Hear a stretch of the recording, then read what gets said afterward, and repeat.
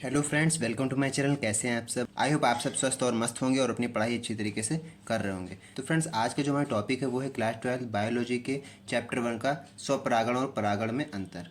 आपके चैप्टर 1 में बहुत ही इंपॉर्टेंट टॉपिक है ये स्वपरागण और परागण में अंतर। मैक्सिमम 5 नंबर में ये पूछा जाता है। उसको अच्छी तरीके से आज हम लोग समझेंगे कि स्वपरागण और परागण में विशेष अंतर क्या है। इसके साथ साथ हम लोग परागण और निषेचन में अंतर भी पढ़ेंगे। तो सबसे पहले हम लोग पढ़ लेते हैं स्वपरागण और परागण में अंतर। सबसे पहले अगर हम लोग देखें स्वपरागण में पहला पॉइंट यहाँ लिखा है, यह एक ही पौधे के नर एवं मादा पुष्पों के बीच होता है। तो जो हमारा स्वपरागण होता है वो क्या होता है, एक ही पौधे के नर एवं मादा पुष्पों के बीच होता है, यानी कि एक ही पौधे में नर और मादा दोनों के बीच में होता है। पर परागण में क्या है, पर का मतलब क्या है, दूसरा। जैसे नाम से पता चल रहा है, पर मतलब दूसरा, स्व मतलब अपना खुद का। तो पर परागण का मतलब क्या लिखा है यहाँ पर, यह एक ही जाति के दो पौधे, एक ही जाति हो और उसके दो पौधे यानी अलग अलग पौधे होते हैं, ठीक है, दो जाति के अलग अलग पौधे के नर एवं मादा पुष्पों के बीच होता है। कहने का मतलब क्या है, यहाँ एक ही पौधे में नर और मादा होते हैं, उन दोनों के बीच होता है स्वपरागण। यहाँ पर अलग अलग पौधे, एक पौधे का नर दूसरे पौधे की मादा, या एक पौधे की मादा दूसरे पौधे का नर, तो उसको हम लोग कहते हैं पर परागण, इसको कहते हैं स्वपरागण। ठीक है, आगे देख लेते हैं फ्रेंड दूसरा पॉइंट। ये हमारे हैंड रिटन नोट्स हैं। अगर आप चैनल पर नए हैं तो एक बार चैनल को सब्सक्राइब कर लीजिएगा, ताकि इस तरह के आपको हैंड रिटन नोट सारे टॉपिक वाइज मिलते रहें। तो दूसरा पॉइंट कह रहा है, इसके लिए पौधे का द्विलिंगी होना आवश्यक है। इसके लिए द्विलिंगी होना आवश्यक है, किसके लिए, यानी कि स्वपरागण के लिए कहा जा रहा है कि इसके लिए पौधे का द्विलिंगी होना आवश्यक है। पर परागण में क्या लिखा है, इसके लिए पौधे का एक लिंगी होना आवश्यक है, यानी कि एक लिंगी मतलब यहाँ तो मतलब यहाँ दो पौधे होते हैं, पहला एक लिंगी दूसरा एक लिंगी होगा, दोनों के बीच में तभी हो पाएगा। ठीक है, यहाँ पर क्या लिखा है, यहाँ द्विलिंगी, यानी एक ही पौधा होना चाहिए, वो भी दो लिंगी होना चाहिए। ठीक है, द्विलिंगी होना चाहिए, यहाँ एक लिंगी अलग अलग होने चाहिए। तीसरा पॉइंट कह रहा है, इसके लिए कम परागणों की आवश्यकता होती है।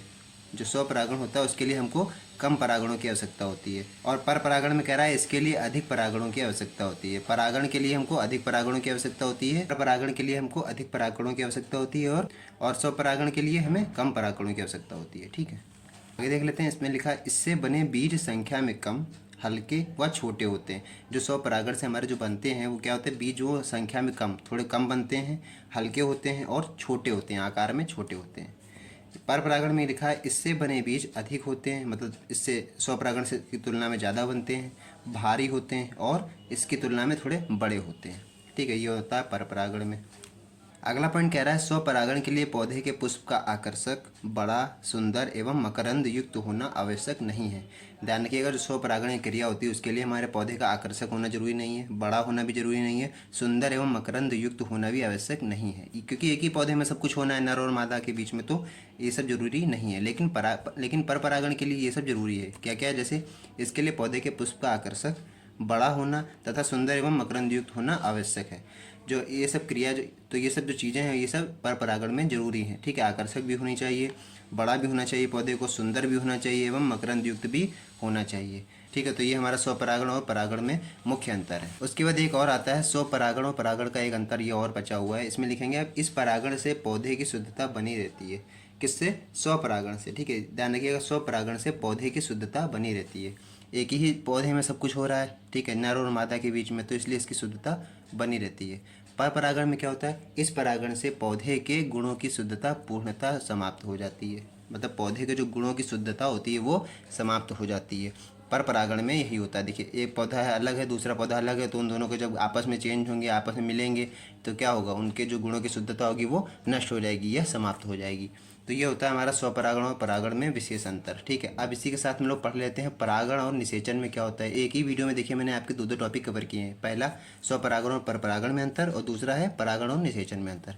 ये भी 5 नंबर में पूछा आता है, तो आपका कुल मिला के 5 नंबर का ही हो गया, 5 नंबर का ही हो गया, टोटल 10 नंबर में पूछा आ सकता है। ऑप्शनल रहता है 5 नंबर में, या तो ये आएगा या तो ये भी आ सकता है, या तो दोनों भी आ सकते हैं। आप इसको अच्छी तरीके से लिख के कहीं तैयार कर लीजिएगा। ठीक है, तो पढ़ते हैं हम लोग पहला। तो हम लोग पहला पॉइंट देख लेते हैं परागण में। परागण में लिखा हुआ, परागण की क्रिया में परागण पुंकेसर से वर्तिकाग्र तक पहुंचाया जाता है। परागण की जो क्रिया होती है उसमें परागकण पुंकेसर से वर्तिकाग्र तक पहुंचाया जाता है। निषेचन की क्रिया में नर व मादा युग्मक आपस में मिलते हैं। ठीक है, जो निषेचन की क्रिया होती है उसमें नर और मादा युग्मक दोनों आपस में मिलते हैं, तभी हमारा निषेचन होता है, और ये परागण है। ध्यान रखिएगा, स्वपरागण परपरागण अलग होता है और ये परागण निषेचन अलग है। उन दोनों में डिफरेंस मैंने आपको अलग बताया, 5 मार्क्स का, इसमें अलग है। ये भी क्वेश्चन पूछा जा सकता है आपसे, परागण निषेचन में अंतर बताइए। उसके बाद दूसरा पॉइंट देख लेते हैं हम लोग। लिखा है, इस क्रिया के अंत में 2 नर युग्मक बनते हैं। इस क्रिया के अंत में 2 नर युग्मक बनते हैं।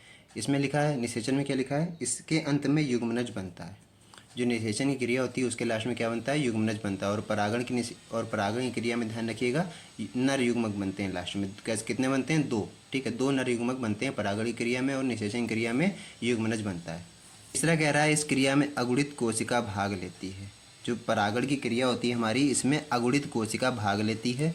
और निषेचन में क्या होता है, इस क्रिया में अगुणित कोशिकाएं मिलकर द्विगुणित कोशिका बनाती हैं। ध्यान रखिएगा इस चीज़ को, लिखते रहिए। अगर आप कॉपी पेन लेके बैठे तो लिखते रहिए, इससे आपके लिए आसान हो जाएगा, ठीक है। इसमें कह रहा है कि इस क्रिया में अगुणित कोशिका भाग लेती है। इसमें जो भाग लेती है वो अगुणित कोशिका भाग लेती है।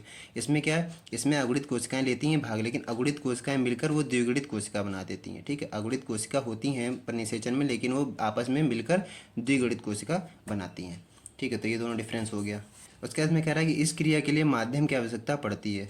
जो हमारा परागण होता है इस क्रिया के लिए माध्यम हमको चाहिए होता है, ठीक है। माध्यम की आवश्यकता पड़ती है, कोई ना कोई हमको मीडियम चाहिए होता है। और निषेचन क्रिया में लिखा है इस क्रिया में माध्यम की आवश्यकता नहीं पड़ती है। जो हमारी निषेचन होता है वो बिना माध्यम के, बिना मीडियम के हो सकता है, ठीक है। लेकिन परागण के लिए हमको माध्यम की आवश्यकता पड़ती है और निषेचन के लिए माध्यम की आवश्यकता नहीं पड़ती है, ठीक। उसके बाद फिफ्थ और लास्ट पॉइंट देख लेते हैं हम लोग। लिखा है इस क्रिया के बाद पुष्प में सामान्यतः आकारकीय परिवर्तन नहीं होता है। आकार के परिवर्तन से मतलब क्या, आकार में कोई परिवर्तन नहीं होता है, ठीक है। मतलब कोई भी आकार के मतलब कोई भी उसमें आकार में परिवर्तन नहीं होता है, ठीक है। किस क्रिया के बाद, परागण क्रिया के बाद, ठीक है। निषेचन क्रिया में क्या बता रहे हैं, इस क्रिया के बाद पुष्प फल एवं बीज में बदल जाते हैं। इस क्रिया मतलब निषेचन क्रिया के बाद क्या होता है, जो पुष्प होता है वो फल एवं बीज में बदल जाता है। जब निषेचन की क्रिया होती है किसी पुष्प में तो याद रखिएगा वो फल और बीज में बदल जाता है। या तो कोई फल बनेगा या थोड़ा सा वो बीज बन जाएगा।